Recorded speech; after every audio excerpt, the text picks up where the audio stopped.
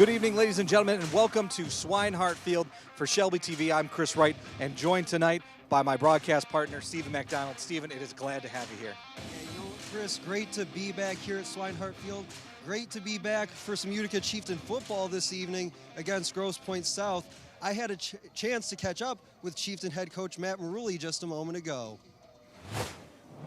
Here with Chieftains head coach Matt Marulli pregame before their game with Grosse Pointe South. Coach, first time on this field this season. Let's kind of go back, recap these first few weeks for your team so far this year. Started out the year a big win against Grosse Pointe North in week one. Just talk about what you saw from your team that day. Yeah, I thought we came out and, we did pretty well. We played a good game. We played very physical. We got our run game going early, which was great. And, we just played a good full game. Then week two, just a week ago, you followed that up with a MAC Red game against Stevenson. You always said before you like when you get those crossover games with the MAC Red. Again, just what did you see from your team a week ago? Yeah, we know it's always exciting, especially to play, an in-district, crosstown rival. They're a good football team. Our kids battled, and, we fought all game and played hard. I was proud of them. We just came up a little short on some opportunities. Now, of course, players gone from a year ago, players like Newmany Gwilly, Isaiah McGarry. How have players like Newmany's brother Mati, how have they filled in so far this year, do you think? Yeah, he's stepped up into a bigger role. He played a lot of linebacker for us. He was our second back last year. And, he's stepped up to be a huge part of our offense this year and be one of our main ball carriers. And he's taken advantage of those opportunities and made some big plays for us. Now, without necessarily looking back at the history with Grosse Pointe South these last few years, what does your team need to do here today to come away with a win? We got to play good football. Last week, Stevenson came out and played physical and, kind of got us off our game right away. We just got to come out and we know they're a good team and we know we're excited for the challenge. We just got to play good football and hopefully we can, get our offense going, get a little rhythm going. We got to play sound on defense. All right, thanks a lot, Coach. Thank you. Well, we thank Coach Marulli for his time with us here pregame, Chris. I asked him there in that interview about players like Mati Gwilly. He'll be wearing number 2 this season for the Chieftains in black here tonight. Another player to watch out for that he didn't mention there was a sophomore by the name of Michael Long. Had 2 interceptions a couple of weeks ago in their opener for the Chieftains in their big win over Grosse Pointe North. But Chris, changing directions now, what did Grosse Pointe South have to say? Well, Grosse Pointe South is coming into this game 2-0, only allowing 16 points between those two games. I had a chance to talk to Coach Hepner pregame. Let's see what he had to say. Coach, team started 2-0 for the first time since 2021. What have you seen so far to get you there? Well, I think it starts with great senior leadership. These guys have been great all 4 years of high school. They're very committed. They're dedicated. We've put a lot of work in, and it's paid off so far. But I think that's something we're going to ride all the way this year is those seniors. Defense has played pretty well so far this year, only allowing 16 points over the last 2 games. Who are some of the players that have stood out? Our 3-year starters at linebacker, Lex Wilson and Josh Lemansky, have been a mainstay on our defense for the last couple of years. And then we've really seen the emergence of 2 defensive ends, Andrew Pazahowski and Franklin Gallagher. So that's been, very important up front, stopping the run. And then we got, we're returning 7 starters from a defense last year that only let up 7 points a game. So we're pretty fortunate to have those guys back. Start of the MAC White season tonight. What are your keys to stay undefeated? Well, for us, it's to stay healthy. We've got a nice team. I really like our players, but as the season goes on, week in and week out in the MAC White, it's tough. And so, a lot of times depth is going to dictate down the road, what happens. But for us, it starts off with a great game here against Utica. So we're excited just to see if we can start the MAC White 1-0. All right, Coach, good luck out there. All right, thanks. Appreciate it. Well, there you have it, folks. There you have it, Chris. The game plan for both these teams here tonight for Grosse Pointe South, it's simply to stay healthy here at Swinehart Field. For the Chieftains, it's to run the football. Grosse Pointe South 4-0 in this matchup since 2018. The Chieftains will have something to say about it here tonight. Kickoff is next.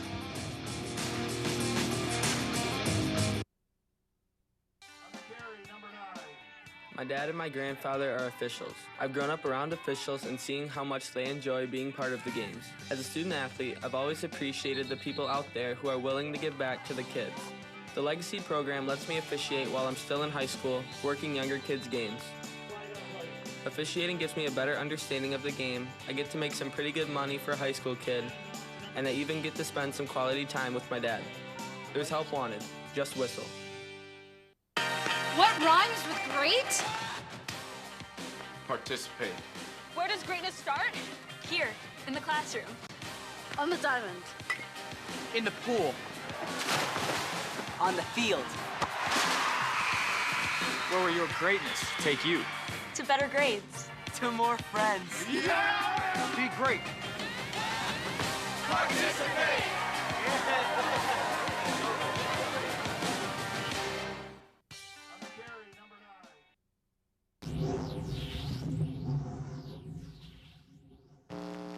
Number 1.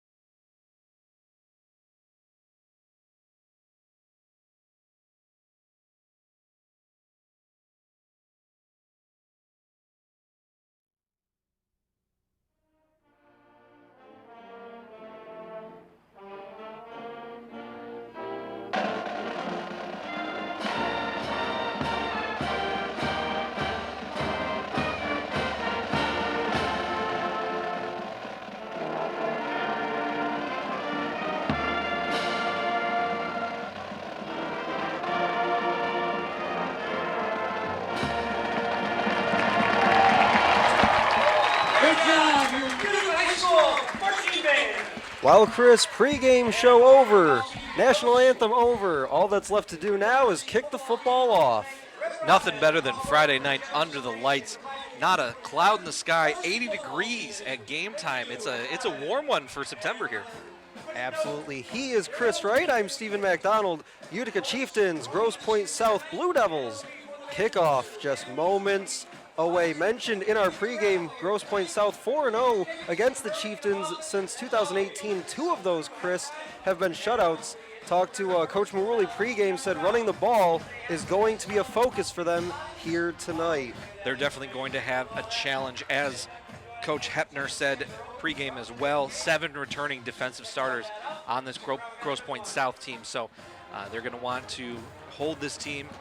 I don't know if they're going to have much success running the ball, but if that's the game plan, that's where Utica's going to succeed. Looks like the Chieftains will receive. Caston Rissman, and as mentioned in pregame, Mati Gwilly, the deep men. Gwilly this season wearing number 2, was number 12 a year ago in his sophomore season, now wearing the number last worn last season by Isaiah McGarry.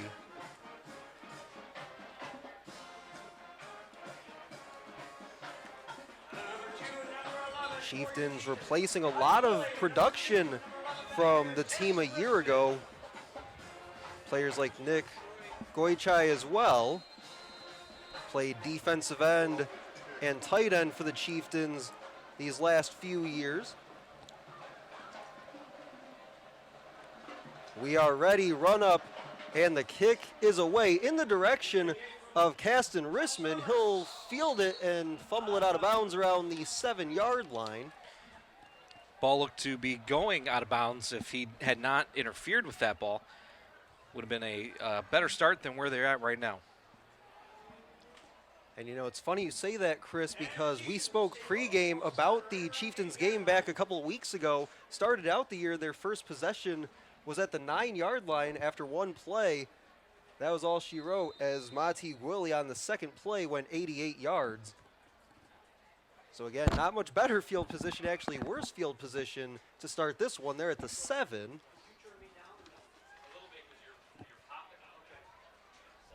They'll send Gwilly in the slot to the bottom.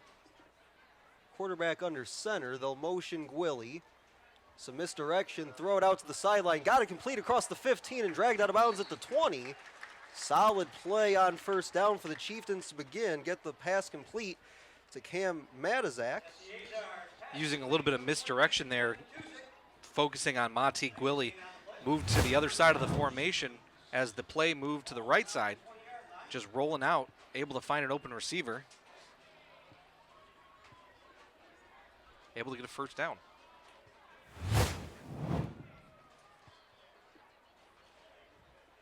Looks like Johnny Heigl, the sophomore, in at quarterback for the Chieftains. Bring a man in motion. Again, some misdirection. They'll hand off. Nothing doing as he maybe gets back over the 20. Looks like they'll give him the 21-yard line. Short gain of about 1. Grosse Pointe South just finding the gaps. Only a gain of 2 there. That was number 35, Lex Wilson, able to come in on the tackle.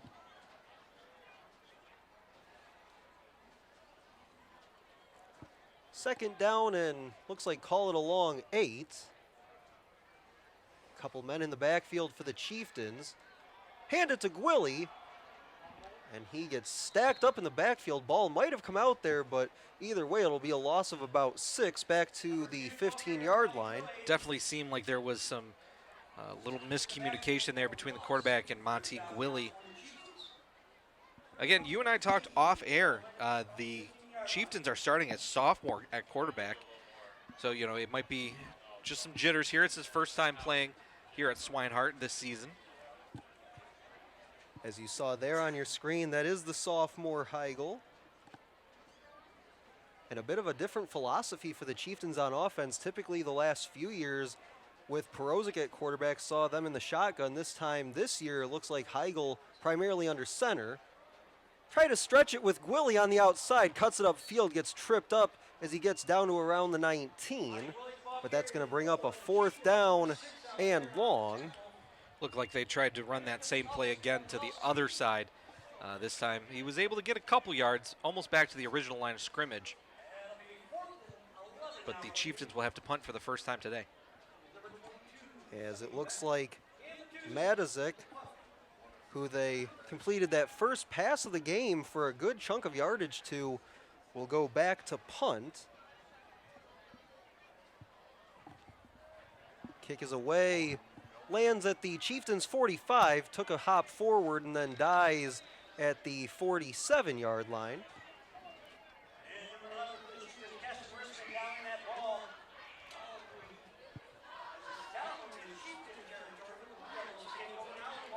Caston Rissman downed it. He'll stay on at corner. As you can see, it's country western night here at Swinehart Field for the student section of the Chieftains. Pretty packed house here. Great to see the whole community come out, support everything. The cheerleaders, the football team, the band, the dance team. Absolutely. Kickoff was just a couple moments ago, so Stan's still filling in underneath us. First down and 10 from the Chieftain 47. Go handoff up the middle, and he's met right in the hole.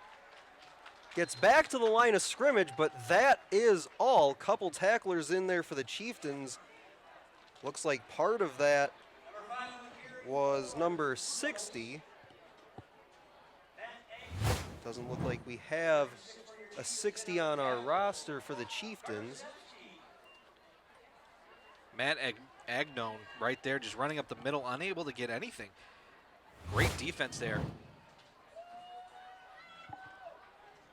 They'll say loss of 1, 2nd and 11. On the rollout. Got a nice block there in the backfield, trying to get back to the line of scrimmage. We'll see where he stepped out. Looks like back to that 48-yard line, so that'll bring up 3rd down and 11.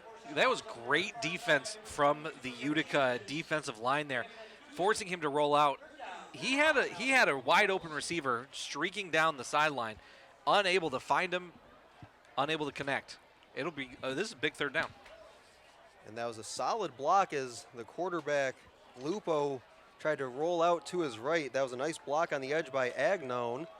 But as you said, Chris, just couldn't get anything going with it. 8:53 to go in the first, third down and 11. Chieftain secondary defending that first down line. Lupo backpedaling, and he'll throw this back towards the line of scrimmage. Nobody home in white for the Blue Devils, but does get back to the line of scrimmage. Clock stops showing 8:45 in the first, fourth down and 11. Great pressure. Almost looked like a screen was trying to form there, but unable to get anything going there. Great defense from the Chieftains. And one thing with a Matt Marulli coached team, they will be good up front on the offensive and defensive line. Saw it there from the defensive line on that series. Now have to see them go with it on the offensive side of things as well. As the punt is away. Nobody down there for the Chieftains. This is rolling towards the end zone. And it just crosses the goal line. Not by much, but it got there. Yeah, the Chieftains decided not to put anybody back there, just let that ball bounce. Lucky for it to be starting at the 20. Again, look at this on replay here. It got batted at the line, but he's just unable to keep his momentum down. Excellent effort there by Noah Hart, number 8. Maybe just got a second there sooner, would have made the play. Instead, ball at the 20, Chieftain's second possession. Had that nice completion on first down to begin the game, but nothing much doing after that.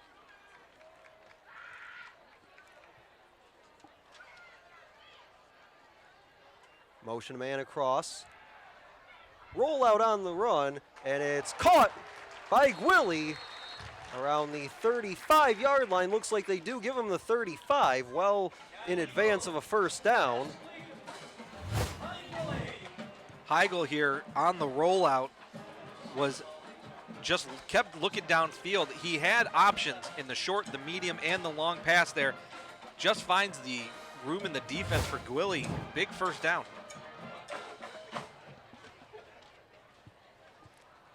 First and 10 from the 35.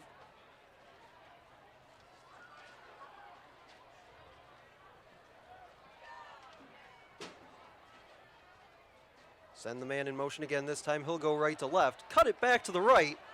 A hole was there for a moment, but only that. He gets 2 on the run.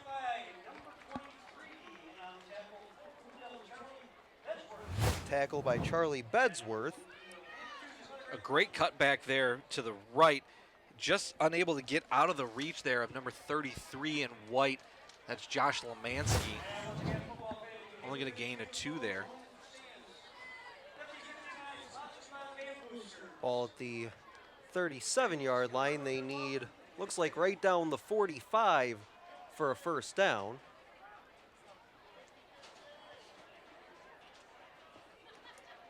This time they will put Heigl in the shotgun. Willie split behind him, taking a long look in for the play. That'll lead to a timeout by the Chieftains. Their first of the half and the first for either side. They'll take it with 7:37 to go in the first quarter. No score. Chieftains on their second possession.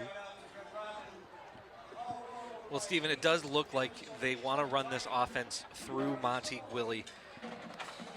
He's been running. He's been in the receiving game as well. Let's see if they're able to increase his workload, maybe get him down on a streak route, or he was able to find the gap in the defense on the last play.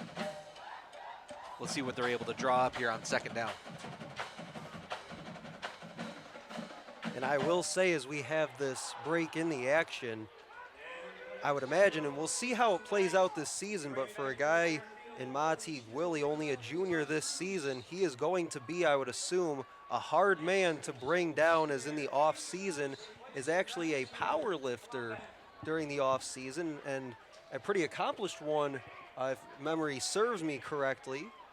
So again, just a junior this year for the Chieftains, but going to be a hard man to stop. Also plays linebacker on the other side as well. Out of the timeout, 2nd down and 8.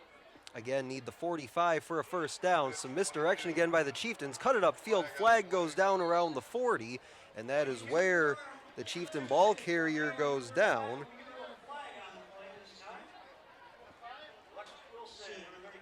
Matizik again on the run.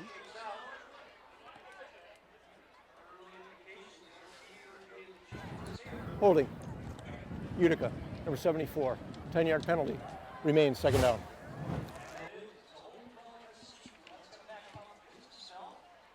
That's on the left side of that line there. Right where the hole was, so definitely caused the gain. It'll be another 2nd down attempt here. Make it a 2nd and 13, in fact. Ball goes back to the 27.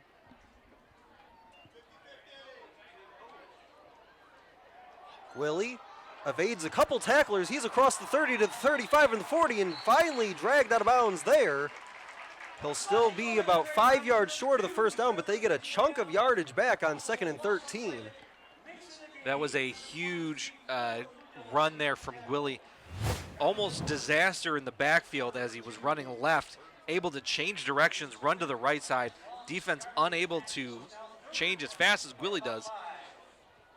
And he's able to get about 10 on that run. Yeah, looked like 65 Simon Justin, the junior, had him caught in the backfield, but just put his foot in the ground, and he was gone. 3rd down and 5 from the 40.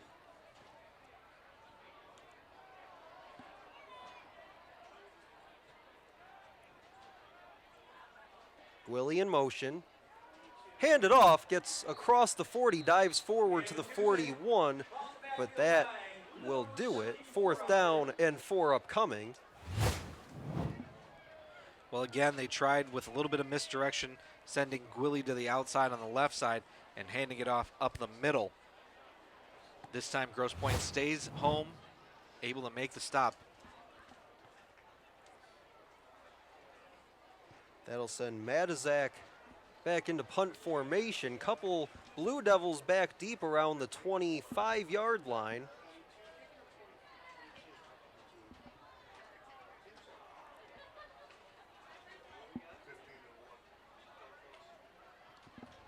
Kick is away. It's a high but short kick. Lands at the 40, and that's going to take a Grosse Pointe South bounce across the 45 to the 46-yard line, where the Chieftains pile on it there.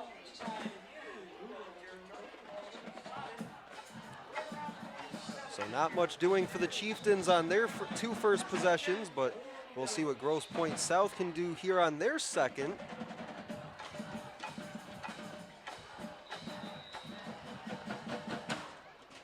Solid defense from both these teams early on here in this game.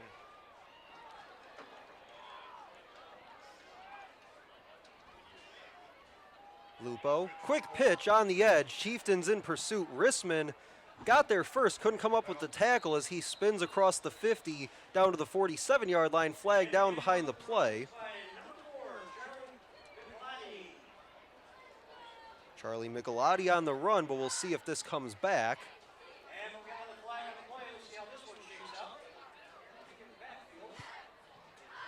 Utica definitely had a shot there in the backfield to try to make a tackle. Was not able to catch the number on that, but he was just 1 step away from getting a big loss. Yeah, I definitely saw Rissman out there, number 11 in black. Had a play at him on the sideline, just couldn't come up with it. But again, just waiting on the officials to sort this one out. 5:34 to go in the first.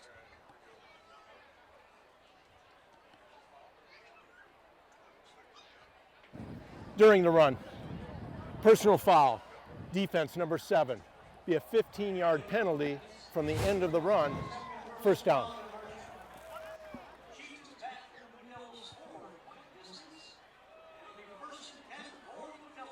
See what. So they called it on 7. Couldn't see anything from that replay if he maybe made an illegal hit or anything, but they said was a personal foul. Maybe some words were exchanged. Yeah, that's Eddie Tate, number 7. As you said, Chris, didn't see anything there. Ball spotted at the 33-yard line for a first down. This is a team that you don't want to give any free yards to either.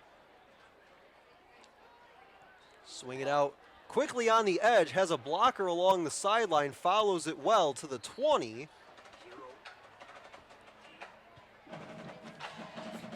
Vince Vachon on the catch there. This is probably going to be Grosse Pointe's strength tonight if they have these quick hits here. So far in these first 2 drives, if a play has had to develop, they have not had any success. So the quick hit, big play, and a first down for the Blue Devils. That was Trey Grabowski with the block on the edge on Chase Christian. First down and 10 at the 21. Clock inside, 5 minutes to go in the first quarter. Bring the man in motion, that's Vachon. Try the right side this time, piled up right around that first down line to gain. Looks like they say he got there to the 11. That was Michelotti on the run. Michelotti, Again, just a sophomore. Again, they had a chance to get into a loss there. Eddie Tate was in the backfield, just missed him on the tackle. That's a 9-yard carry, though. Looks like 74 Landon Cook, the junior, hit a shot at him in the hole as well. Got that left arm around him, but couldn't bring him down. Break the huddle, come to the line with 4 minutes to play. Just need about a half a yard for a first down, pushing his way forward, and looks like he does have enough by about 1.5 yards there. You don't see a whole lot of I formation in high school football, but that's what's going to get the job done here for just to get that half yard for a first down. Just a big run up the middle.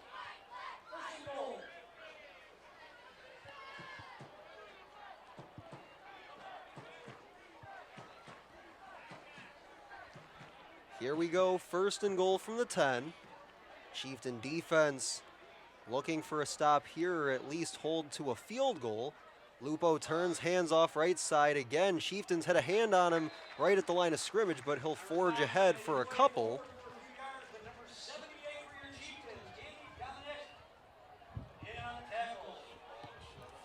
Matt Agnone on the carry.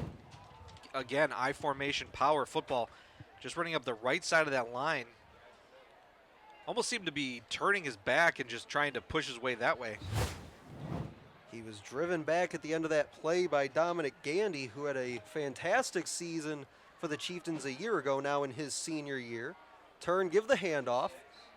Still pushing the pile forward and into the end zone for a touchdown.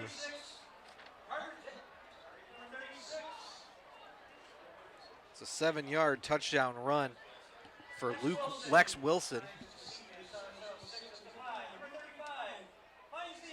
And that was 7 hard yards for the score. Extra point upcoming.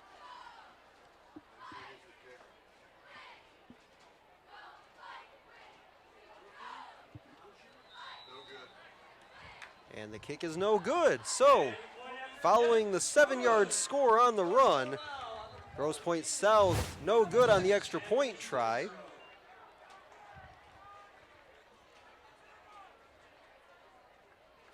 Take a look at the replay here. Just getting in the middle of a pile and pushing. I don't know how else you can describe football. And while we have a moment, taking a look just below us here in the crowd, underneath the press box, as you take one more look at the touchdown run. Always great to see some familiar faces in the crowd. Taking a look down below us, Mason Brody and his family in attendance. Brody was a senior with the Chieftains basketball team a year ago that made it pretty far in the postseason, I might add, now attending Albion College. 2:51 to go in the first quarter, 6-0 our score on the 7-yard touchdown run just a moment ago. Chieftains will look to respond as they send back deep Mati Gwilly and Caston Rissman Chieftains have not gotten across the 50-yard line so far in their first 2 cracks at it. I know it's early on, but I feel like this might be a make or break drive here for the Chieftains. You definitely want to have a long, sustained drive here. Get points on the board before the end of this quarter. Short run up in the kick. Gwilly gets underneath it around the 9-yard line. He's at the 25 to the 30 and gets driven back by a wall there. Looks like they'll give him the 29-yard line on the return, so a return of about 20 there. Good downfield blocking from this Chieftain return team. Again, I think it was 10, 15 yards before Gwilly even saw anybody. Was able to get another 10 yards from there. They're starting at about the 29-yard line. Yeah, I mentioned earlier one thing about a Coach Maruli-led team, that they will try to control the line of scrimmage. Also spends a lot of time focusing on special teams as well, especially during training camp. Spends a lot of time on those little details of the game. 1st and 10 from the 29-yard line. Gwilly goes in motion. Now he'll reverse course. And try it one more time. Almost a fumble on the exchange. Still on his feet as he gets over the 30 to the 32-yard line. Tough couple of yards there. Could have been disastrous for the Chieftains. That was Rissman on the run. Definitely. Heigl seemed to just trip almost. Luckily, Rissman was able to keep his concentration and catch that ball.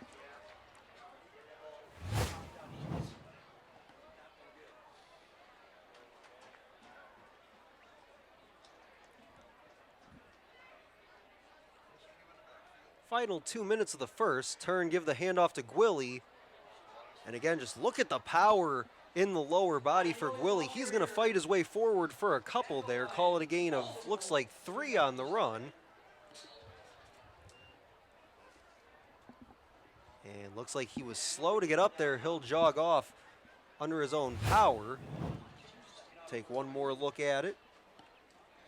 Just running up the right side. He just kept the legs moving. He probably would have only gained maybe 2 yards on that one, but just out of sheer will was able to get some more. But it's 3rd down. This is, so far, the Chieftains 0 for 2 today. Yeah, and you said it as this drive began, Chris, for the Chieftains, potentially a big drive here early on. As you said, 0 for 2 on 3rd down so far. Would like to see them pick it up here. Minute 23 to go in the quarter. Have to get it to the 39-yard line for a 1st down. And he's going to fall just a couple yards short. Brings up 4th down and maybe 1.5. I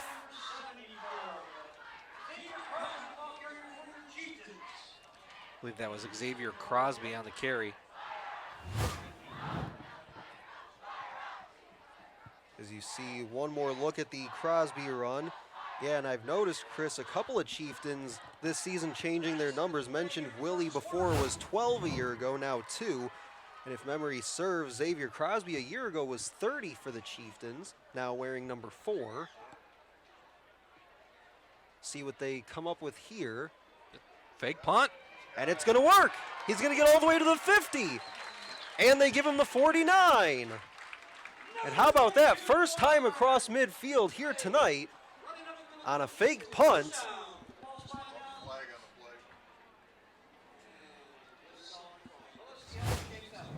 Take one more look at it. There is a flag down behind the play. Looks like the Chieftains are already backing up, which would negate that fine play on special teams.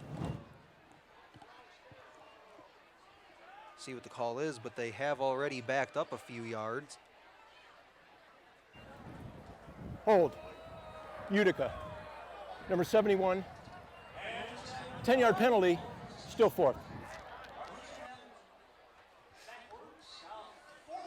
And I do remember a couple of years ago, Chris, this was maybe before your time, Coach Maruli did go with a short kick to start a game against Lakeview a couple of years ago, tried it once, threw a flag, so he says, all right, we'll try it again. And it worked both times, but I don't think in this situation you'll see him roll the dice on something like that twice.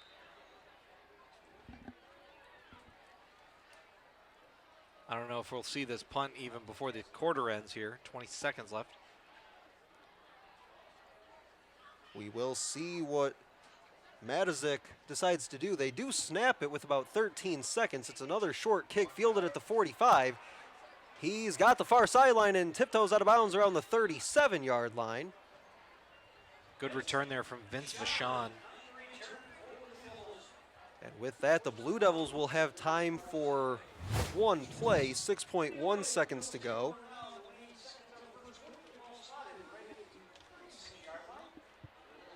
Vachon just able to catch that ball on the run, find a gap up the right side.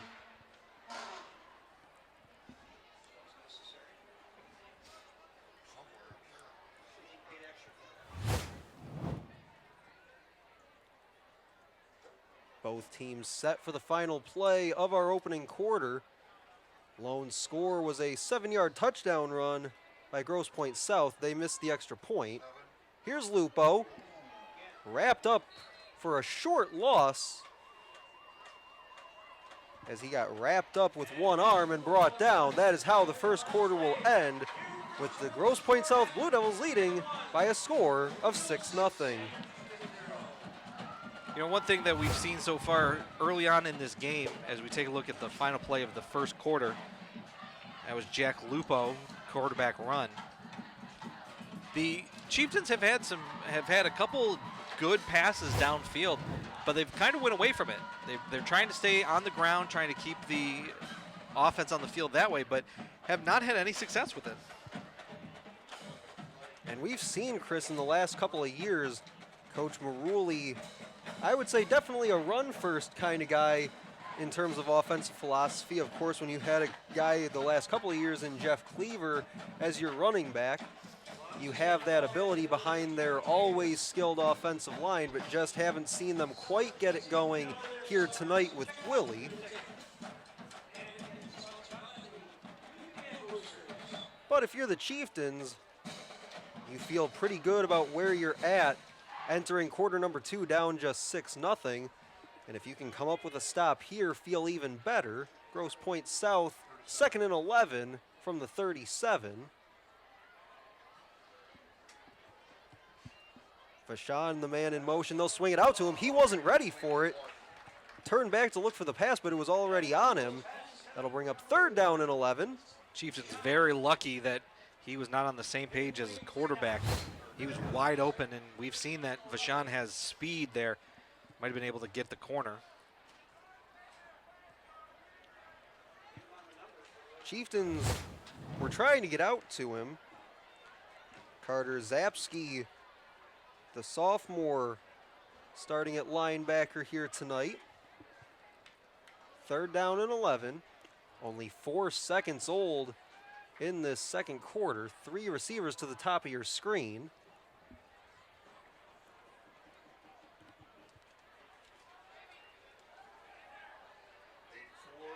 Dangerous pass. Looking for James Michelotti.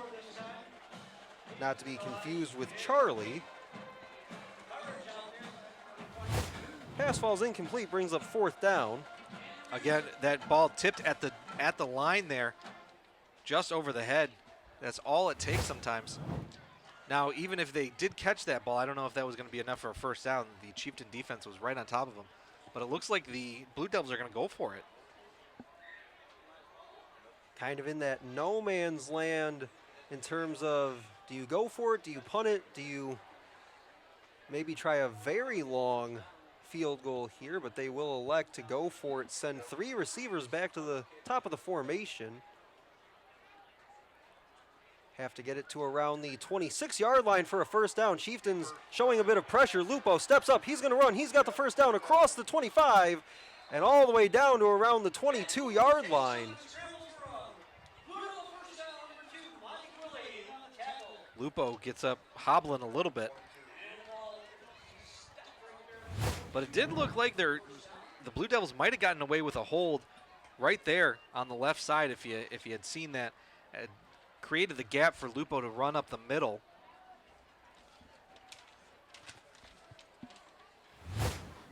In on the stop for the Chieftains as they finally got him down around the 22 was Landon Luce. In at quarterback is sophomore Sam Rollo. And he's going to get wrapped up for a short gain of 1. Got hit from behind, and that kind of pushed him forward for that yard. We'll see if he stays in here. Great job there from Gabe Griffith to get off his block and just wrap him up. 2nd down and 9.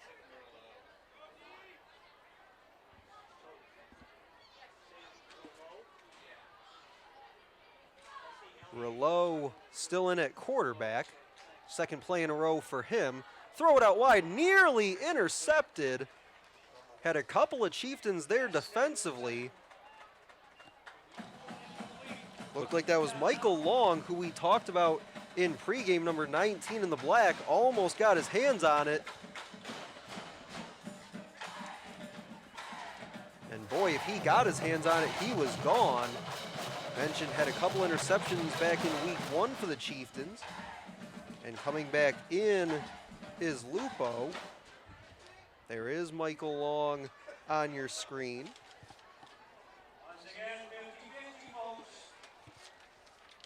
Third down and 9. Have to get it to about the 12-yard line for a new set of downs. Looking left, throws it that way. Across the 10, pushing forward, still carrying the defender with him to around the 2. Tough running for a big play, gain of 19. Again, just a quick hit, and that's what's going to hurt this Chieftain defense. Able to find an open receiver. That was Trey Grabowski on the receiving end. Had a really nice block back in the first quarter on a play, and he gets rewarded with the 19-yard reception. And they're in for the touchdown.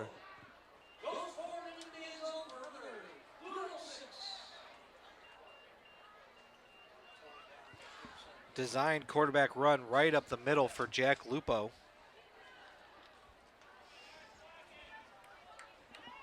And now the extra point. Couldn't convert on their previous score.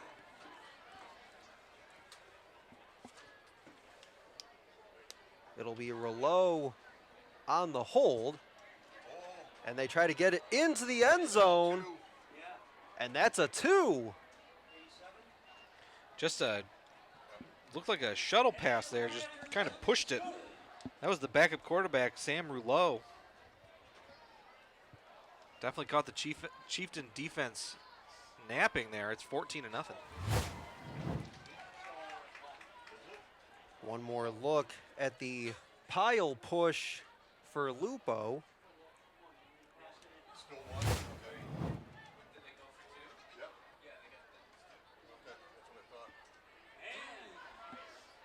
So the Chieftains will have to regroup a bit here, find themselves down a couple scores, take one more look, and you're right, just tried to get it up and over and got just enough on it to get it to its intended receiver. It was a tight end, Cedar Rihani.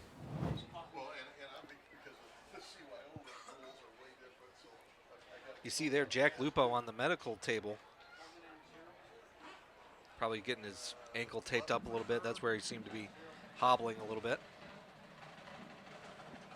Yeah, took off on that play earlier in the drive, got upended at the end of it. A couple Chieftains were in on that play, and as you said, kind of limped off for a few plays. Was able to come back in to cap off that drive. Kick is away. Rissman trying to get his way to the 30. He'll come up just shy at about the 29-yard line. So again, some decent starting field position for the Chieftains to start with. Didn't start the game that way, though, backed up at their own 7, but these last few drives have started with relatively good field position. Unfortunately, last time out, finally got it across midfield, but it was brought back on that fake punt attempt. Penalties definitely hurting the Chieftains. It seems like every big play that they've had has been called back on a penalty.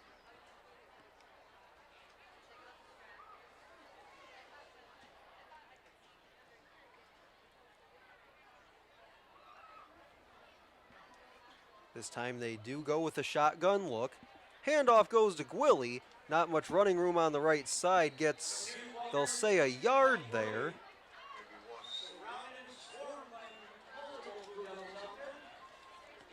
Gwilly just had no room trying to get through the line of scrimmage there.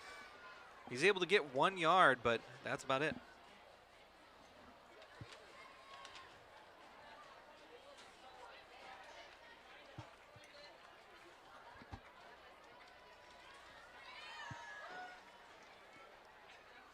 Clock continues to roll here in quarter number 2.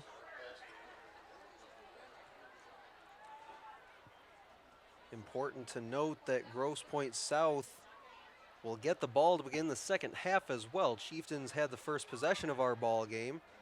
Looking to pass, taking a deep shot, has Rissman down the middle of the field but couldn't connect. If he just held on to that ball 1 second longer, he would have hit him. Rissman was open on that throw, unable to connect. And I think as we take another look at that attempt down the middle of the field, I think, Chris, that's where you're seeing having that sophomore in at quarterback just needs some time to get that rhythm down a little bit. Saw some bobbled exchanges on some handoffs, earlier this half. So Chieftains just needing to get some of that timing worked out with their young quarterback. 3rd down and 9, clock stops at 9:02. Stretch it for Gwilly. He finds a little bit of a hole, dives forward, got the first down and a couple more. Probably the most important game here for the most important play for the Chieftains this game so far. Finally able to convert on 3rd down there. Just get Gwilly on the outside, almost dropped the ball in the handoff. But he's able to get upfield and get a first down. Gwilly, with multiple big touchdown runs a couple of weeks ago, has been largely held in check since then. Breaking a couple of tackles, he's down the right side. Can he beat his man? He gets inside the 30 to the 22-yard line. Direct snap for Cam Matuzik. Able to find the right gap there on the right side. Breaks 1 tackle. That was number 33, Josh Lemansky. But he's finally brought down from behind by Charlie Bedsworth. Trying to punch it out. Bedsworth likely saves a touchdown. Ball spotted at the 21. Biggest play of the night for the Chieftain offense. Let's see how they follow it up. Direct snap, Gwilly left side. Running over a couple defenders down to the 9-yard line. 1st and goal. Another direct snap, this time to Monty Gwilly. Definitely has this Blue Devil defense on their heels.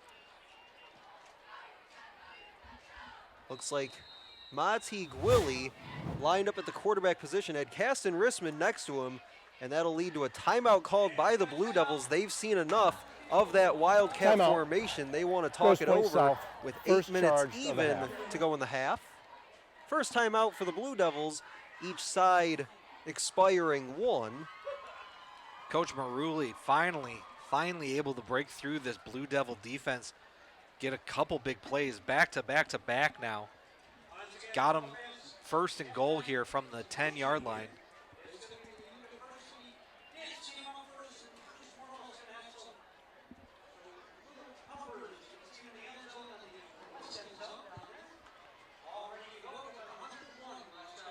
We'll see what the Chieftains can come up with out of the timeout called by Grosse Pointe South. See if they stick with that Wildcat look, and if they do, who do they put back there? Before the timeout, had Gwilly lined up in that position with Rissman to his left. But we've also seen Matazik in that spot as well with that first big run.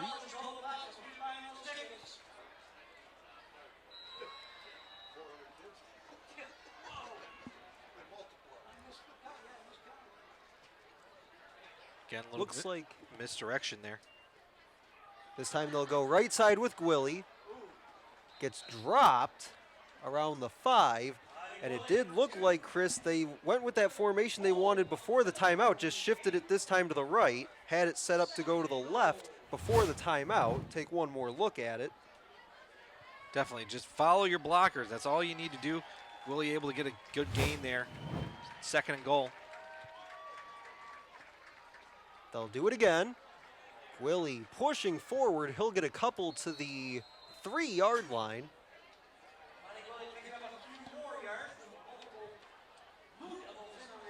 This time, Grosse Pointe stacking the line. We got a injured Chieftain here. Just a big pile up in the middle of that play as both teams got tangled up front. Clock stops with 7:17 to go, both teams with 2 timeouts remaining. Couple of touchdown runs for Grosse Pointe South here in the first half.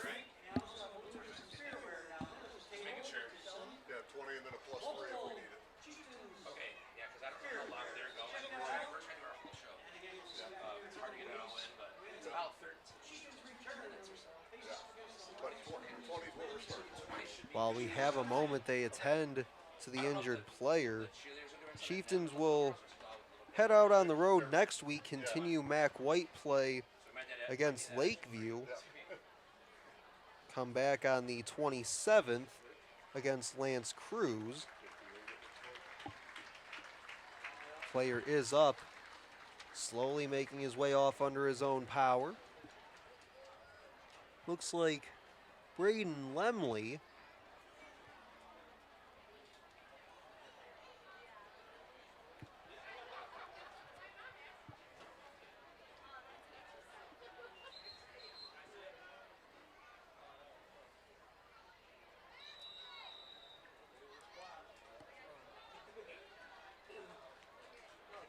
and it looks like out of the injury timeout for Lemley, Heigl back in. Motion Gwilly. Turns, fakes the handoff, throwing end zone. Touchdown, Mati Gwilly. 3-yard score from Heigl. After all that Wildcat formation, great misdirection. Looked like it was going to be a run, but able to find Mati Gwilly wide open in that front corner of the end zone. And as we take one more look at it, only a 3-yard score on the throw from Heigl, but looked very composed on that play. And was also one of the first men in the end zone to congratulate Gwilly. Extra point is up. And good. 14-7 the score. And that's a big score for the Chieftains with 6:57 to go in the first half. Absolutely. Exactly what the Chieftains needed. They needed a big, long drive, get the score, stay in this game. And like you said, the Blue Devils are going to get the ball after halftime, so you definitely want to get on the board early. And especially with that 6:57 to go and the 2 timeouts for the Chieftains, if you come away with a stop here, Chris, and a quick one, you might be able to get the ball back with several minutes left to try and go tie this game up before the half. While we have a moment, some out-of-town scoreboard. Our Swinehart Field partners, Eisenhower, currently tied with Romeo 7-7 in the second quarter, so we'll keep an eye on that game throughout the night. Yeah, we talked down on the field pregame, Chris. Eisenhower off to a scorching start this year. Romeo on the other side, not so much. Uncharacteristic 0-2 start. They fell to this Grosse Pointe South Blue Devil team a week ago. But as you said, knotted up with what should be an excellent Eisenhower squad here in 2024. Kick is away. It's a short kick, fielded on one hop, and getting up around the 50. It looks like they'll mark him right off center, right along that yellow stripe down midfield. Very, very risk, very no reward there for the Chieftains. Ball bounces right at the 40. He was about 1-2 players away from breaking that, but that was James Michelotti for Grosse Pointe South.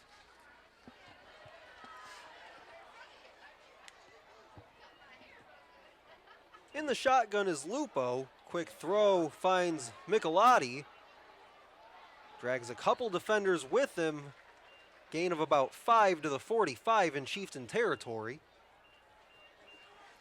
Again, another quick hit, quick throw from Jack Lupo.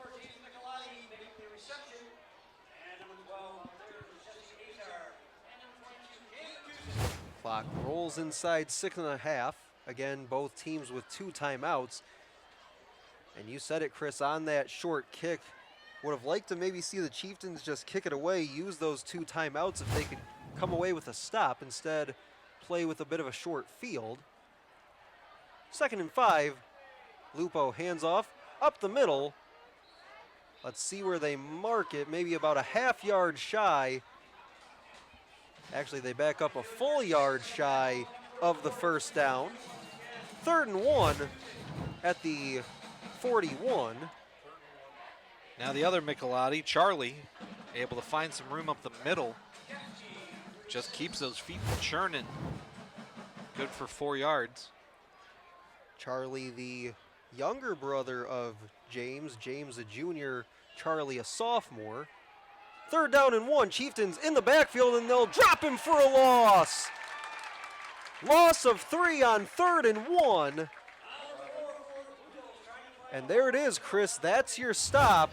If you're the Chieftain defense. He was able to break 1 tackle. That was Gabe Griffith there first, but unable to get past Caston Rissman. It's a 4th down play coming up for the Blue Devils. They were successful on the last time they tried to go for it on 4th down.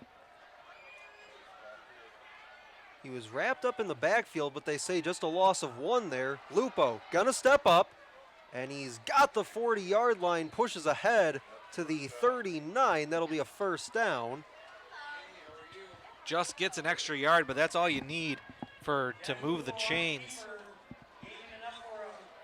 Lupo, again, just using his feet this time, trying to find some green space there, able to get the 1st down.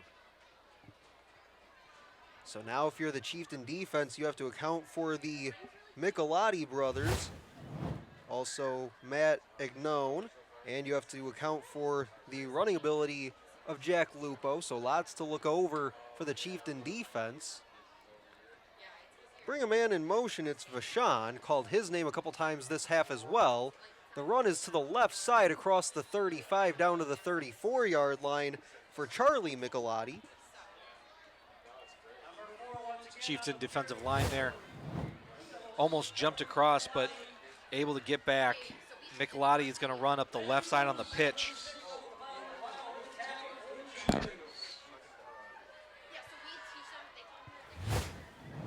2nd down and about 5.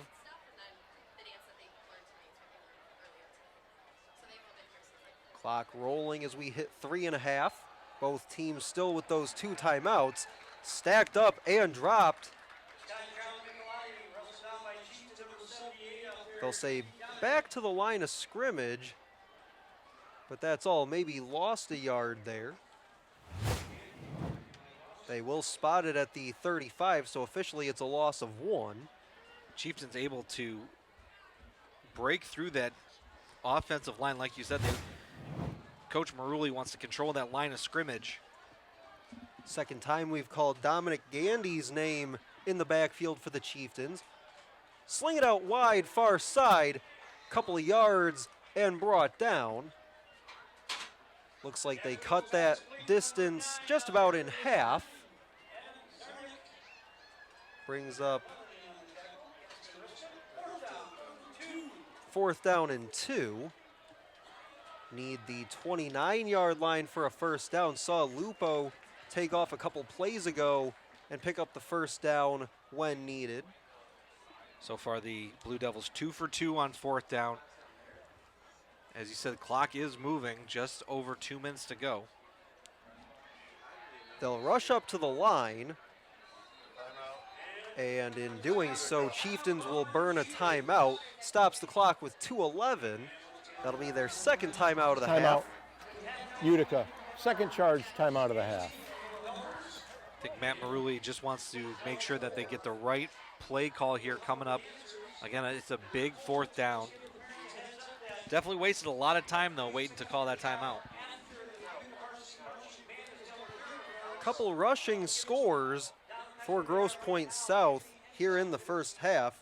Chieftains touchdown came on a 3-yard pass from Heigl to Gwilly in the front corner of the end zone, opposite end of our screen.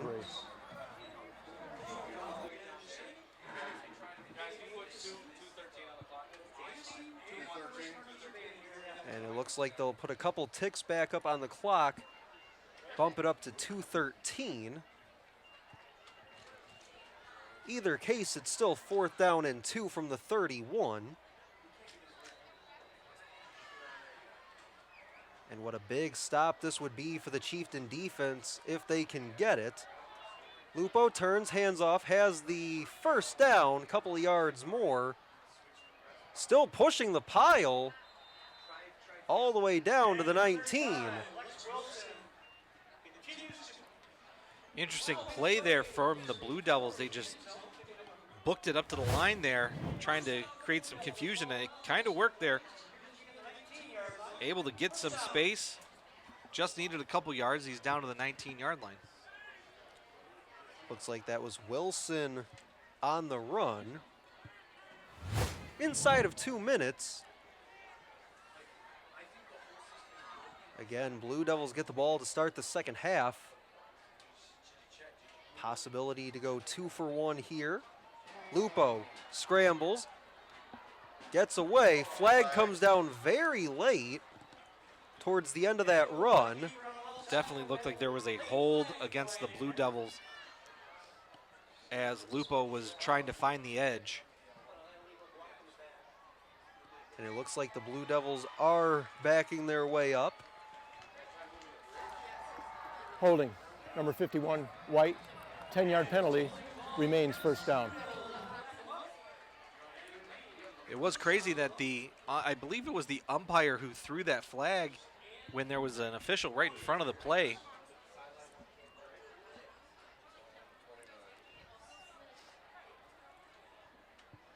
But no matter what, it is first down and 20 coming up.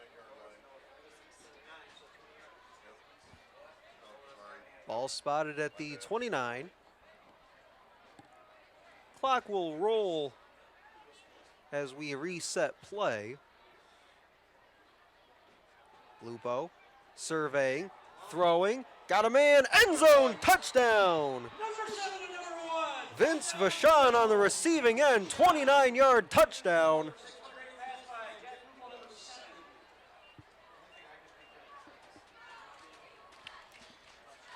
Vachon right at the end, right as Lupo threw that, was able to get a step on his defender.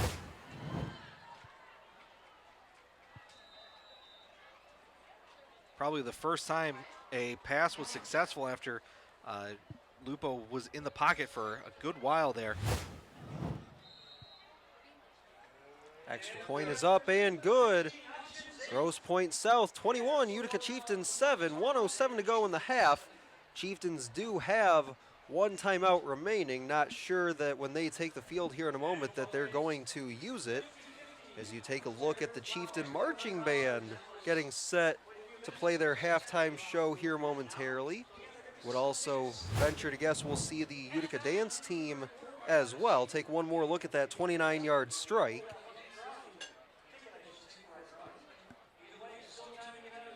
was sophomore Michael Long on the coverage. Just one step too far.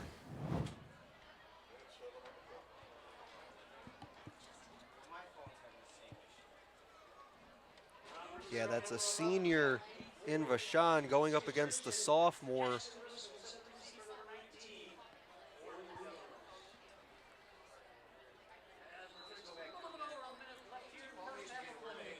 Looks like Rissman, one of the deep men.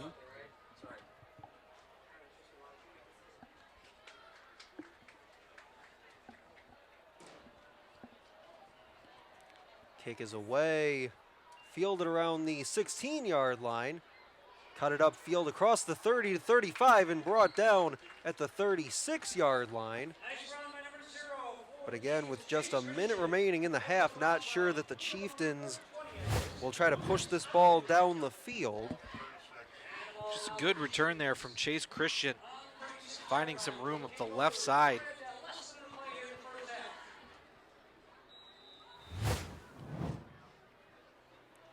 About a 20-yard return there.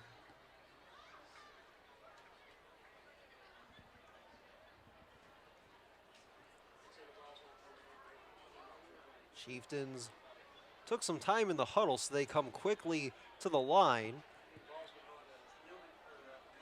Heigl getting his guys situated, brings Gwilly in motion, gonna hand it off to him, short side of the field, gets to the 40 and pushes forward to about the 42-yard line. Clock will roll, showing 50 seconds. Gwilly will stay down, saw him come up limping earlier this half. This time has not made his way back up. He definitely took a hard hit trying to run through some tackles there.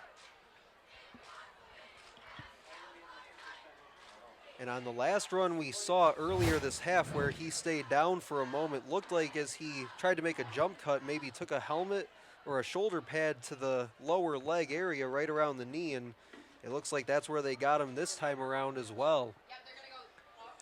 He's able to walk off and head to the bench by himself.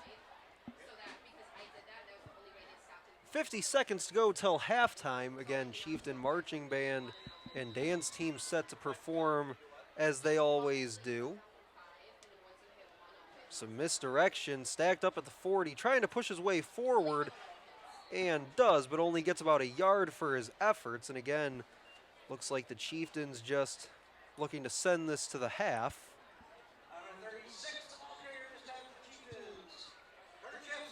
Clock is moving under 30 seconds, see if they even run a play. And it doesn't look like they will. Heigl standing over on the near sideline, just watching this clock tick down.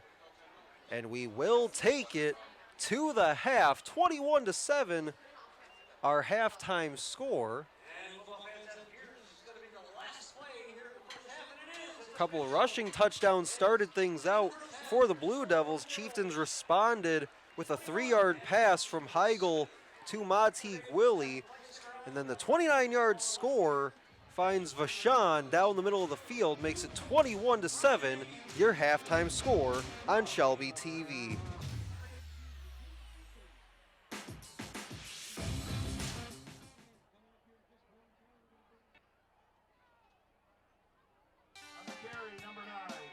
My dad and my grandfather are officials. I've grown up around officials and seeing how much they enjoy being part of the games. As a student athlete, I've always appreciated the people out there who are willing to give back to the kids. The Legacy program lets me officiate while I'm still in high school, working younger kids' games. Officiating gives me a better understanding of the game. I get to make some pretty good money for a high school kid, and I even get to spend some quality time with my dad.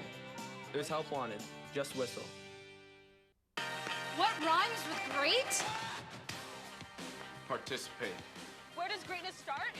Here, in the classroom. On the diamond. In the pool. On the field. Where will your greatness take you? To better grades. To more friends. Be great. Participate.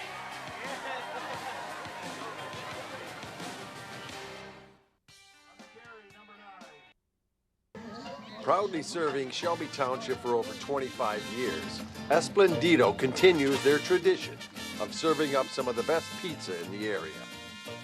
If you're a fan of puffy tacos, head on in and taste their outstanding Mexican cuisine. Dine in and have some fun. Watch the big game on one of their many new screens or get it to go. Call 586-739-1070. Great food, spirits, and celebration. That's Esplendido, proud sponsor of Eisenhower and Utica football. Blue Devils are going to get this ball to start the second half. The Chieftains are definitely going to need to make just one stop. They've gotten a couple third down stops, but they haven't been able to stop them on fourth down. 3 for 3 tonight already, leading to 3 touchdowns. It's going to be a hard road, especially with this Blue Devil defense. I think especially too, Chris, when you talk about some of those third and fourth downs, when you can get in sort of that third or fourth down and maybe 1, 2, 3 yards like the Blue Devils did quite a couple times there in the first half, that's where you can see a guy like Lupo also use his legs as well, and he did it quite a few times in those situations. Well, and that's the thing. Right now, the Blue Devils 1 for 5 on third down tonight, but again, 3 for 3 on fourth down. It's a rough go of it to get them off the field. Second half, just moments away from kicking off. Again, Blue Devils will receive this second half kick. Chieftains' next game after tonight, they'll go on the road to Lakeview, come home for a couple of games against L'Anse Creuse and Roseville.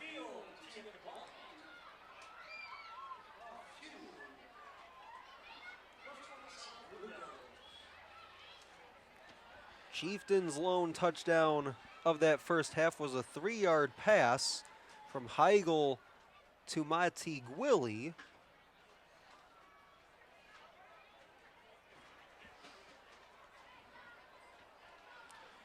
So far, a great way to start here the Mac White season for both these teams. Entertaining game so far.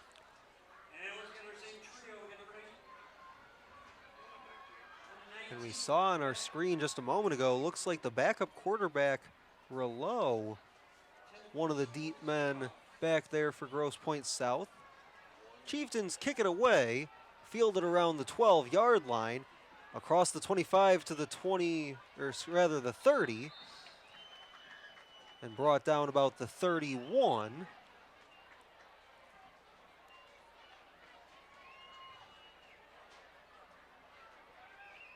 Vashon, the return man, had that 29-yard touchdown score just before the half.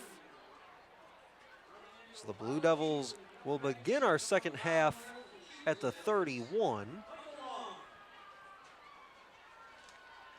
Coach Maruli having a word with Issa Saeed.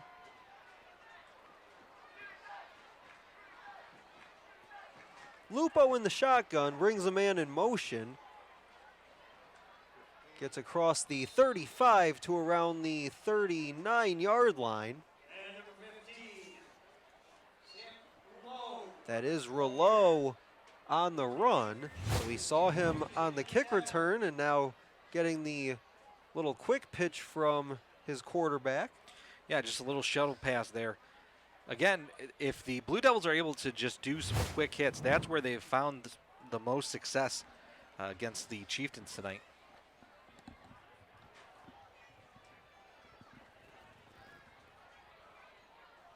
They'll say 2nd down and 2.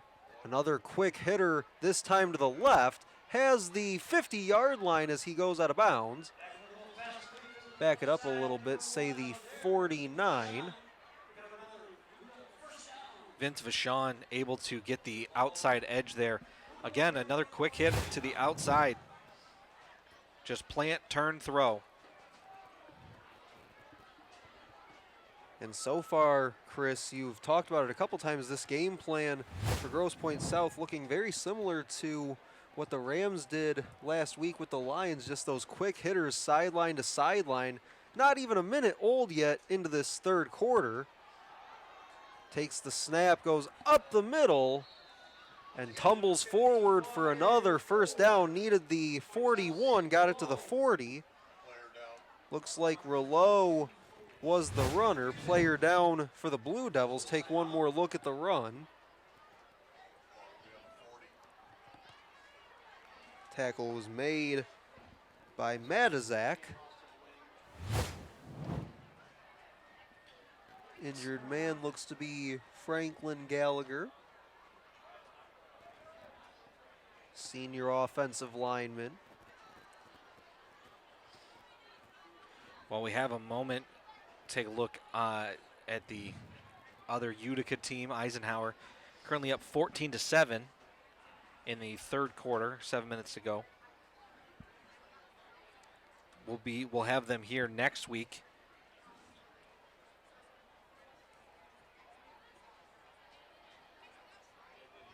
And we talk about it all the time, Chris, with that MAC Red. No easy weeks in the MAC Red, and especially when Eisenhower and Romeo get together. Looks like Gallagher will make his way off slowly.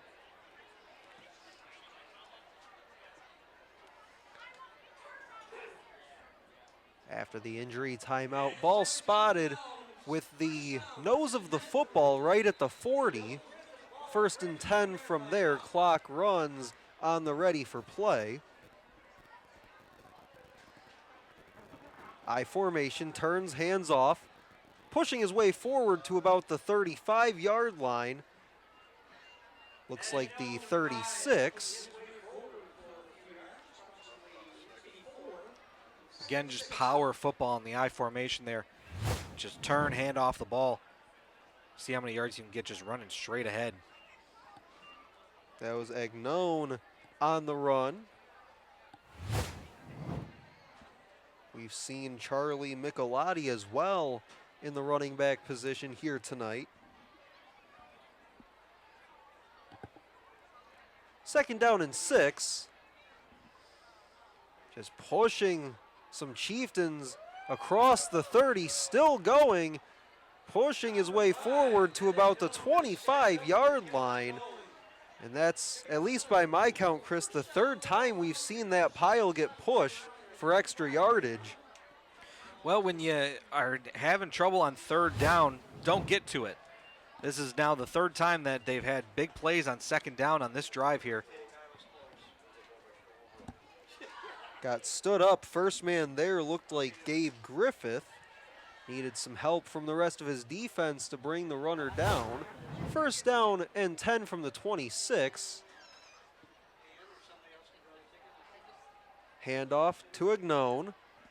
Again, just pushing his way forward, slipping a couple tackles as he picks up a couple.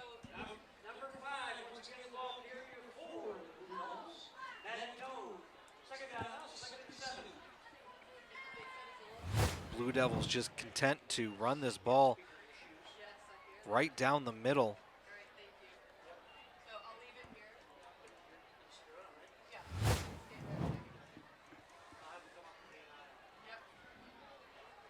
Already 3 minutes gone in the third. Excellent job off the edge by the Chieftain defense.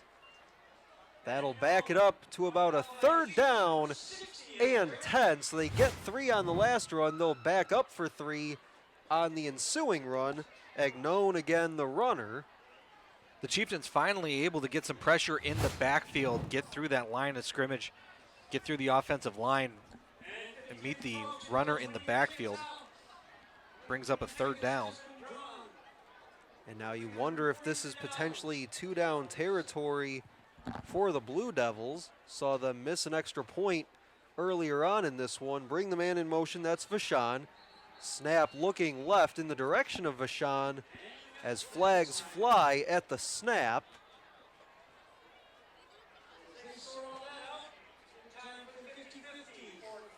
Dead ball. False start. Offense. 5-yard penalty. Third down. So what was a second down and 7 has quickly turned into third down and 15. Well, we saw in the first half, this is after that holding call, it was the touchdown pass to Vachon. So third down and long is not uncharted territory for the Blue Devils. And it looked like on that play they tried to get off before the penalty, brought Vachon in motion, and Lupo was looking his direction the whole way. This time he'll drop back, takes off running. Chieftains were spying him the whole way. He'll still pick up about 4 on the run, but that's going to be well shy of the first down line to gain. Clock will continue to run, approaching 7.5 to play in the third. And Jack Lupo is going to lose his helmet, so he's got to go off the field for this play if they're going to go for it on fourth down. As it looks like jogging back out is Rouleau. Fourth down and 12. Ball at the 28-yard line. Of course, need the 16 for a first down. Rouleau looking and absolutely rocked as he tried to high point the football. Vachon went up and Caston Rissman says hello. Just a great play from Rissman, able to separate the ball from the receiver. It definitely looked like that was going to be trouble for this Chieftain team, but he's able to get the ball on the ground. Very good throw from the sophomore, but a better tackle from Rissman. So at the end of all that, it is a turnover on downs. It was fourth down and 12, and the Chieftains will take over. That's the first fourth down that the Blue Devils were not able to convert this game. This is a big drive here for the Chieftains.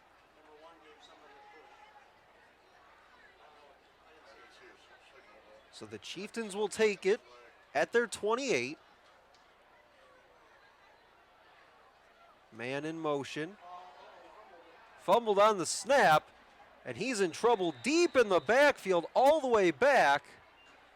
Looks like they'll say his progress, can't really call it forward progress, but his progress was stopped.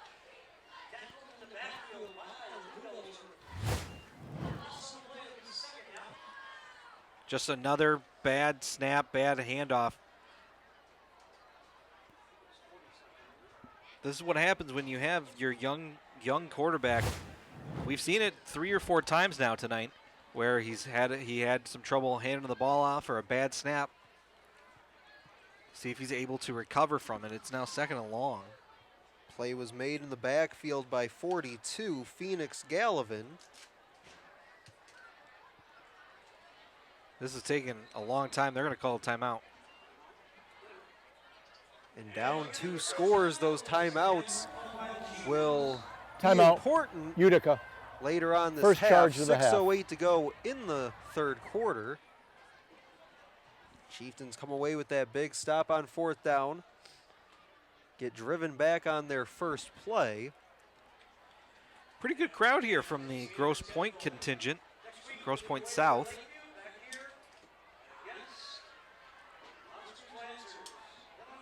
Yeah, excellent crowd underneath us as well, but you're right, Chris. Grosse Pointe South probably, if I had to guess, what, probably about a 30-minute drive from here, would you say? 30, 45 minutes, yeah. So they made that drive up. For us here at Utica, it's country western night for the student section. Everybody wearing their flannel, their cowboy hats.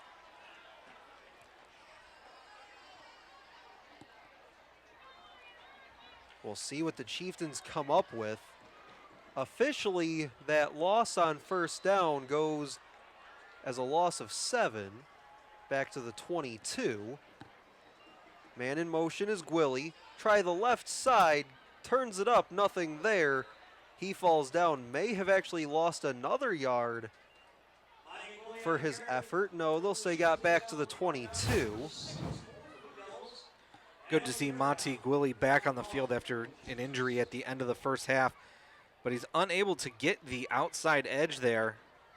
Blue Devils just able to swarm him. So far on third down, 2 for 5 are the Chieftains. Looks like Chase Christian, a late substitution off the field for the Chieftains. They'll come up to the line, third down 17. have to get it all the way to the 38-yard line. They'll just hand it off to Gwilly, pushing ahead, and gets piled on right back at the original, line of scrimmage. You know, we've seen now a couple times the Chieftains able to have a little bit of success either throwing the ball, or they had on their touchdown drive, they had some success running out of the Wildcat. They've gone away from both of those strategies.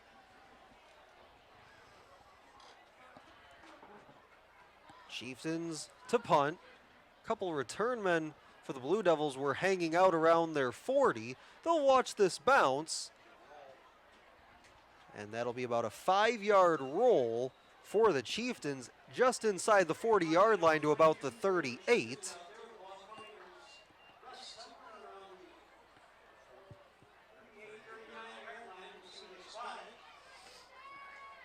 Later stages of our third quarter. Well, this Grosse Pointe defense is definitely very strong. As the coach said in the pregame, Coach Hepner said, 7 returning defensive starters that only gave up 7 points per game last season. So definitely a tough go of it for the Chieftains we've seen so far. Handoff up the middle. Right at the line of scrimmage, not going to go anywhere. Lucky to even get back to the line of scrimmage that time.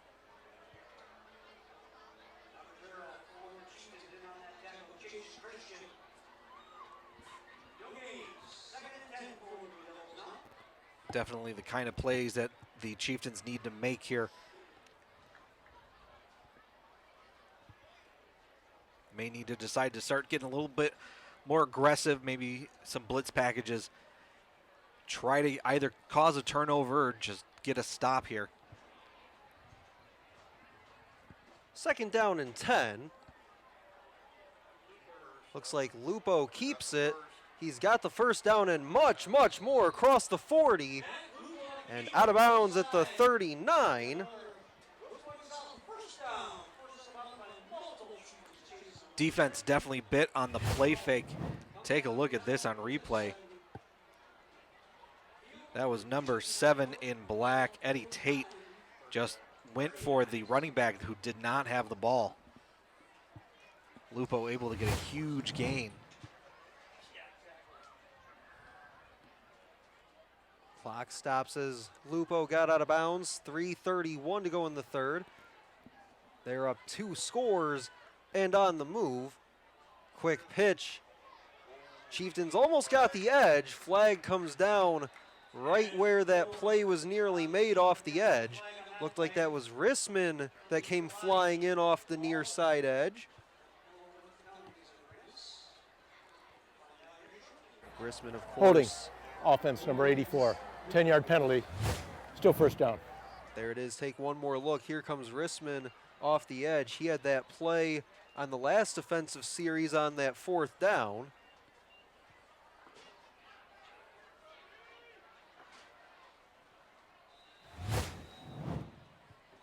Backs it all the way up to the 49-yard line. Just in plus territory. Couple receivers will split out to either side.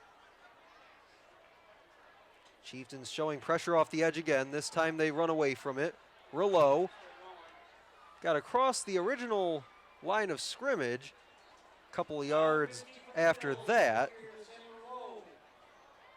Like you said, Chieftains showing pressure off the right side of this play, but they ran to the left. Perfect read there from the Blue Devils. And a great run from Rouleau. He's going to be dangerous for years to come. He's a sophomore here. Call it a gain of 14, makes it a much more manageable 2nd down and 6. Clock still running inside of 2.5. Chieftains with 2 timeouts remaining for the 2nd half. Rouleau pushing ahead.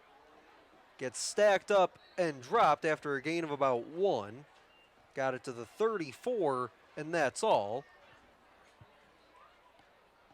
Definitely looks like Rouleau has designed quarterback runs in his playbook. We've only seen him throw it maybe once or twice, and we saw on the last drive he threw that ball. It's a big third down for the Chieftains.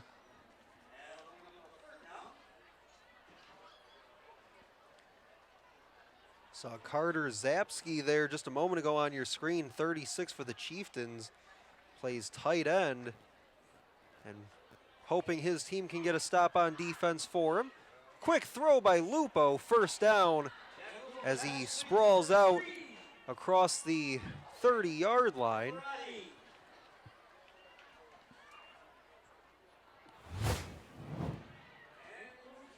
And again, just another quick throw before the coverage could get there.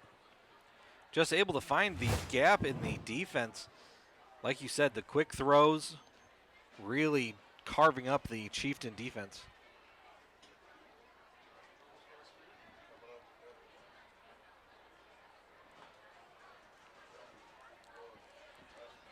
Lupo in the shotgun, running back to his left. He'll hand it off. Check that. Pulled it back. Tries the left side and gets cut down after a gain of 2. Stayed inbounds, so the clock will run inside of a minute. There's 47 seconds left. Lupo really having some success here on the play action game. Chieftains biting on it every single time. Did well in pursuit that time, getting downhill, and only a gain of 2 allowed. 25 seconds to go, third quarter, and rolling. Second down and 8 from the 24. Steps up, throws, has a man, it's caught! Lost in the back of the end zone, had it, couldn't bring it down all the way. Excellent closeout that time by the Chieftains secondary. Had it, couldn't bring it down, and Chieftains fans can breathe a sigh of relief. Again, a great throw here from Lupo right over the middle. That's Trey Grabowski unable to come down with it. It's a third down. So far 2 for 7. That's what the Blue Devils are at. That was Landon Luce in coverage. Also made the play just before that as well. Got his hand in there. Lupo on the roll. Has a man. Cuts it back. It's Vashon. Touchdown. So Luce makes the play just before to break up a touchdown, but Lupo finds Vashon for 6. Looked like he went the hard way there. He was a step away from the end zone, decided to run sideways for a little bit before he found his way back. Either way, Grosse Pointe South will take the 6 points. Extra point is up. And right down the middle, 28-7 is our score. Grosse Pointe South in control as we have just 4.6 seconds before we head to the 4th. Take a look at that again. Like I said, he was one step away from the end zone. Lupo on the rollout to the right just keeps his eyes downfield. Finds Vashon in a nice open space. Looked like Vashon's momentum may have been taking him back that way before he's able to step into the end zone. Chieftains possibly in a bit of a zone that time is, there we are, up here in the press box at Swinehart Field. But yeah, saw Landon Luce on that play, back of the end zone, ripped that ball out last second. Maybe trying to come up and run support that time and leaves Vashon about 6 yards behind him in the secondary. Safety was just over the top of him though, so again, not sure. Chieftains might have been in some zone coverage that time.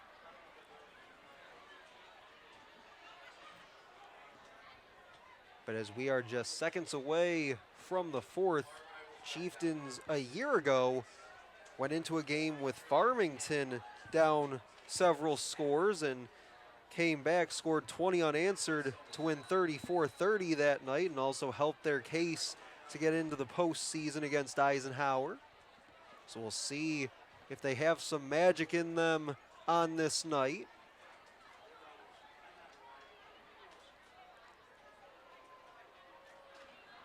Kick is away, short spiraling kick fielded around the 22-yard line by the Chieftains. Gets it over the 40, and that is how the third quarter will end. Some pushing and shoving as the quarter buzzer sounds, but the Chieftains will start the fourth quarter around the 40-yard line, trailing 28-7.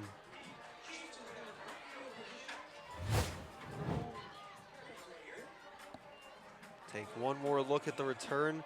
Fielded right around the 22. So about an 18-yard return on that. Matizek on the return.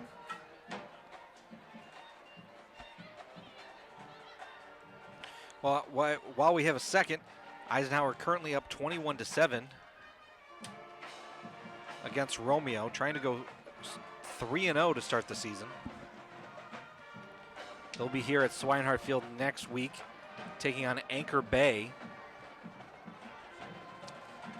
And on the flip side to that, Romeo staring down the barrel possibly of 0-3, an uncharacteristic 0-3 for their team.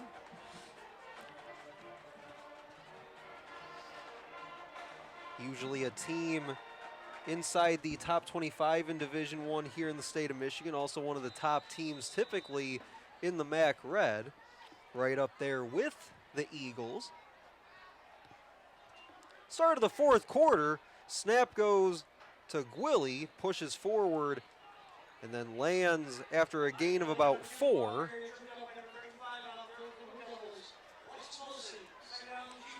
Chieftains go back to that confusing wildcat. Who's going to end up behind the center? This time it was Gwilly running up the right side. They'll do it again, this time to the left side.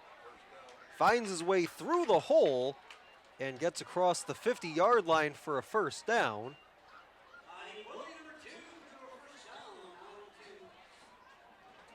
Chieftains definitely need to have maybe a little bit of sense of urgency here as they're trying to at least score, get a little closer here. Down 3 scores and only 2 timeouts to play with. First down. They'll get back to the line of scrimmage, and that's all. 1 minute in to our final quarter.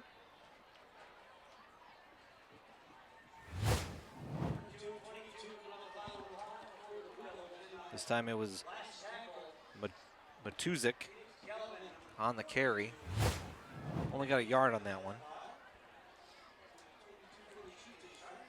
Blue Devils trying to reach 3-0 to begin the season if they can finish this one out in the next 10.5 minutes.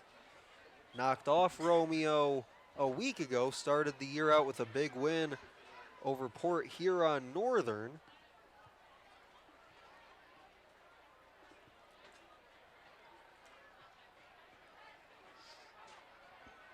Fake it, throw it near sideline, has it complete, and pulled down right about the 40-yard line. Excellent play on 2nd and 10. Again, the pass game has been pretty successful for the Chieftains so far tonight.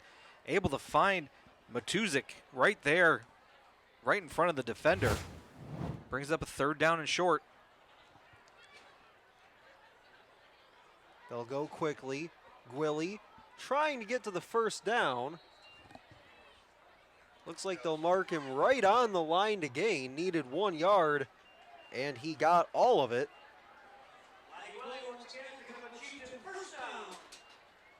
And with Gwilly on the run there, mentioned Chris back in the first half, Gwilly a power lifter in the offseason, actually a 3-time All-State power lifter as of this past March. Went back and fact-checked that one during halftime. First down at the 37. Clock rolls with 9:15 to go.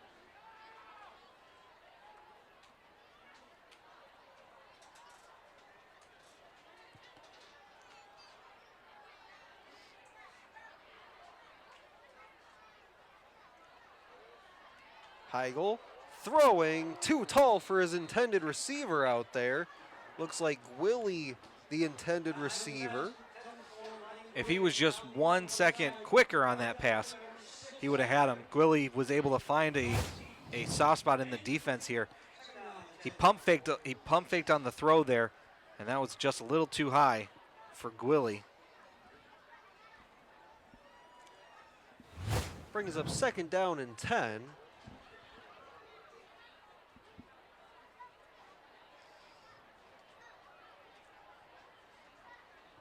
With the clock stopped, you're able to take your time for this one.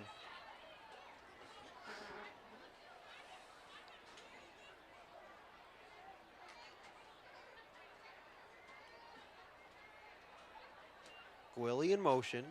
Turns, hands it off. Not much running room there up the middle. Maybe gets a yard. Falling forward.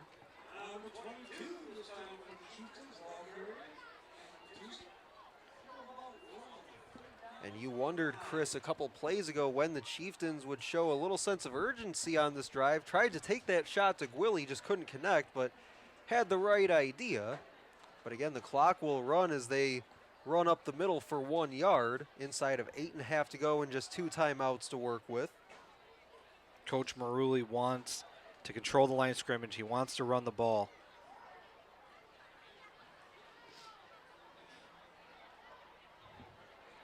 They did come up quickly to the line here. Possible matchup they like in the slot with Gwilly on a linebacker. Heigl to his left, throws, does get it to Gwilly. Right around the 1st down line, looks like he landed right on it. And when they've given Heigl time to roll out and make that throw, Chris, he's made that throw. That's right. Heigl able to keep his eyes downfield. Again, it's the play that's worked. He's got options. He's got short, middle, and long options in the receiving game. Able to find the spot, able to get a 1st down. And it's funny to think about going back the last few years with this Chieftain offense. When in doubt, find number 2 in black. That was Isaiah McGarry. Now this year, no different. But now it's Monty Gwilly in the 2. They'll motion him, hand it off, trying to get the right side, and does. He'll get a couple on 1st down. Call it a gain of about 5, looks like. They're going to have to find him an oxygen tank here after this game.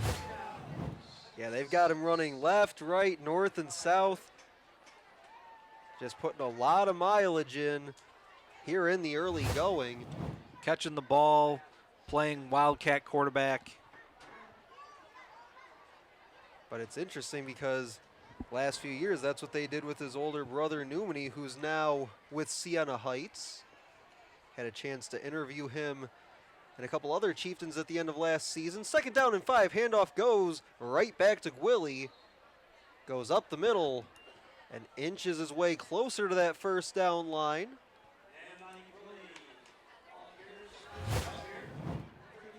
Gwilly again, just trying to find some space up the middle.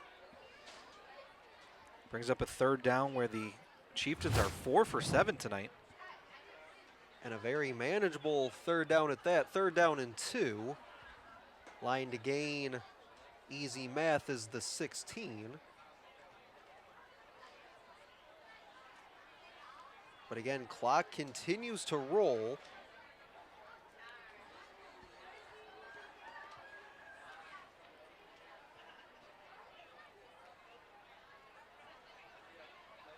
Turns, hands it off. Made a jump cut, not going to go anywhere with it. Gets back to that 18-yard line and gets dropped. Looked like he got right back to the line of scrimmage. He made a decision to try to just fight his way, use his pure strength to push through that to get the extra yardage instead of finding a gap, running up the right side on a cutback.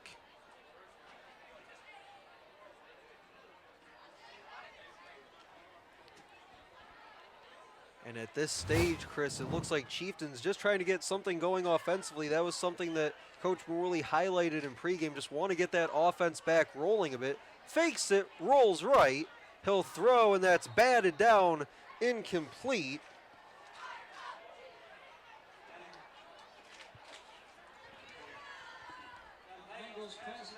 Well, this time it was Grosse Pointe's turn to bite on the play fake, but it was not enough for the secondary to get off the receivers. Take a look at this on replay.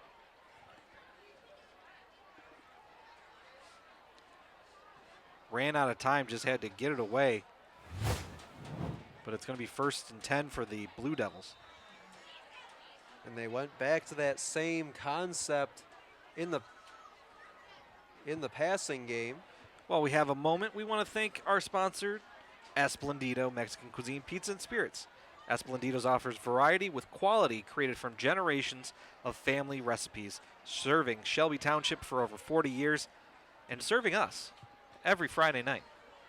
Absolutely. Run, trying to push his way forward, gets slammed down to the ground and only gets 3 yards to show for it on 1st down. And yeah, Esplendido always good to have before a game. First time back for me this season, and was definitely looking forward to some of that pizza in our pre-games. Take one more look at the run.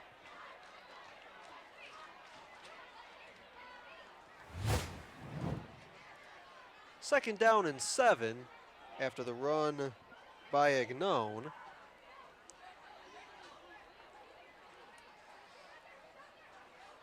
Pitch it to the left. Chieftains do well to get downhill to the football. Looks like he got a yard. Also got hit hard at the end of it.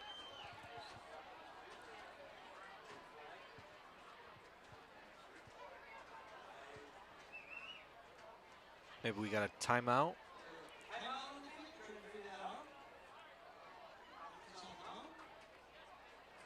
Clock stopped with 4:01 to go.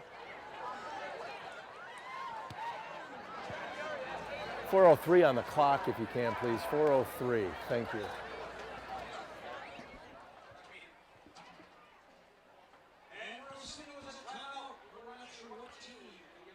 Saw there maybe some future Chieftains on the sidelines. Timeout, Utica.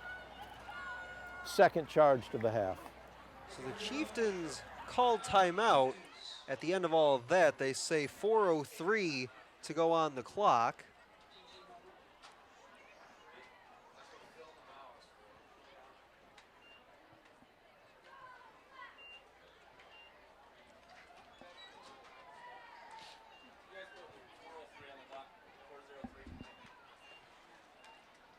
And again, at the end of all of that, it'll be 3rd down and 6.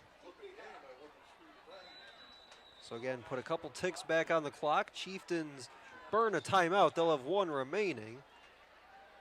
Lupo, quick throw, over the middle, complete, 1st down and across the 30 to the 35, falls forward to the 36.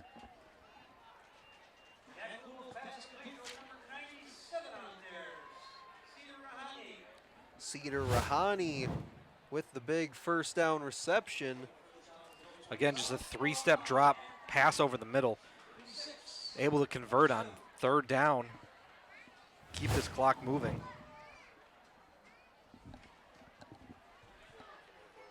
.338 to go.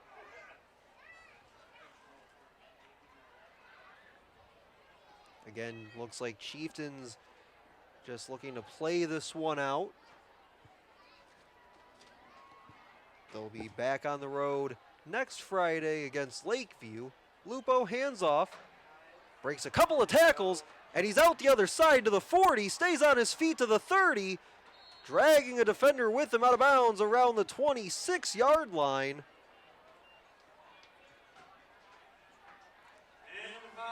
Matt Agnone's best run of the day, coming with just over 3 minutes to go in the game. Just running up the right side, being able to break through that line of scrimmage. Broke a tackle from number 6 that was landed loose.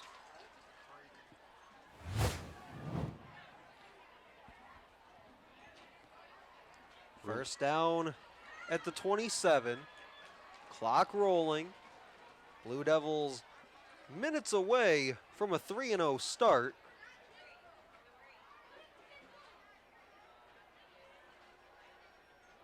Taking all the play clock they can.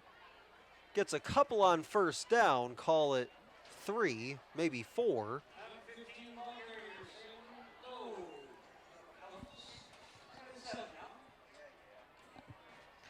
Rouleau on a design quarterback run, just trying to kill this clock.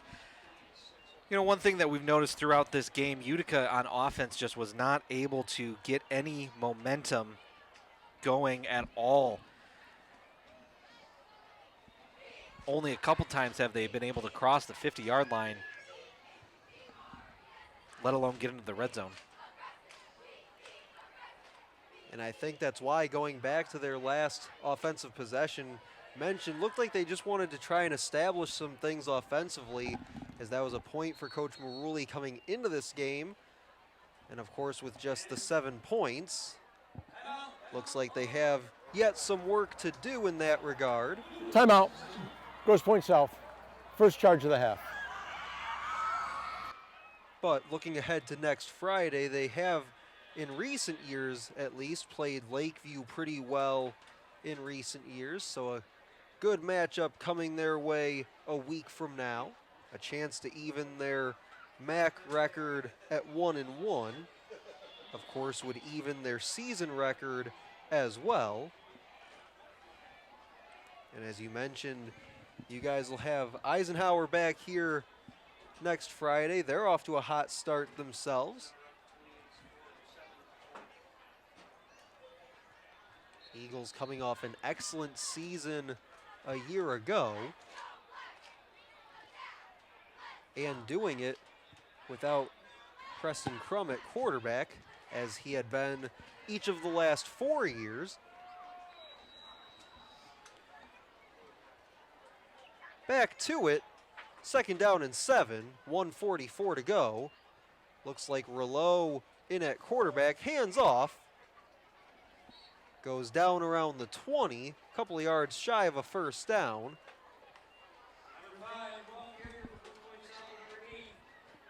"90 seconds remaining in regulation.